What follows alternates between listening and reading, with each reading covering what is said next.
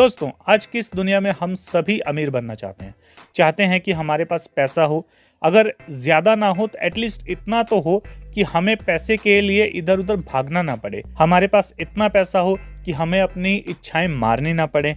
और अगर फैमिली में कोई मेडिकल इमरजेंसी आ जाए तो ये सोचना ना पड़े कि पैसा बचाएं या परिवार वाले को। एक बार एक रिपोर्टर ने एक अमीर आदमी से पूछा कि अमीर और गरीब दोनों ही एक बात कर रहे हैं कि पैसा कमाना बहुत मुश्किल है। क्या पैसा कमाना वाकई में ही इतना मुश्किल है या फिर कोई आसान रास्ता भी है? इस पर उस अमीर आदमी ने जवाब दिया कि हाँ, पैसा कमाना मुश्किल है, लेकिन उन लोगों के लिए जिन्हें पैसा कमाना नहीं आता।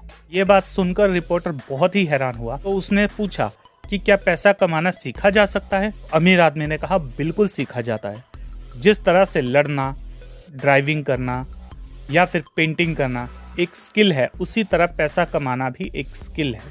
थोड़ी बहुत मेहनत करके हम सभी स्किल को सीख सकते हैं। मेन बात पैसा कमाना नहीं है, बल्कि जो आपने पैसा कमाया है उससे बचाना है और उस बचे हुए पैसे को और बढ़ाना है। इसी चीज़ को मनी मेकिंग स्किल कहा जाता है। गरीब लोग जो होते हैं उनके पास जो पैसा आता है वो ज़्यादातर पैसा खर्च कर देते हैं, लेकिन अमीर लोगों के पास जो पैसा आता है वो उस पैसे को इन्वेस्ट करना शुरू करते हैं। स्टॉक्स में, लैंड में, गोल्ड में, बॉन्ड्स में, म्यूचुअल फंड्स में और यहाँ तक कि बिजनेस में। और धीरे धीरे उनका वो पैसा बढ़ता जाता है। एक दिन वो पैसा इतना बढ़ जाता है कि उनकी ज़रूरतों से 10 गुना, 50 गुना, 100 गुना तक हो जाता है। और इतना ज़्यादा हो जाता है कई बार कि वो अपना ही नहीं बल्कि पूरे शहर का खर्च उठा सकें।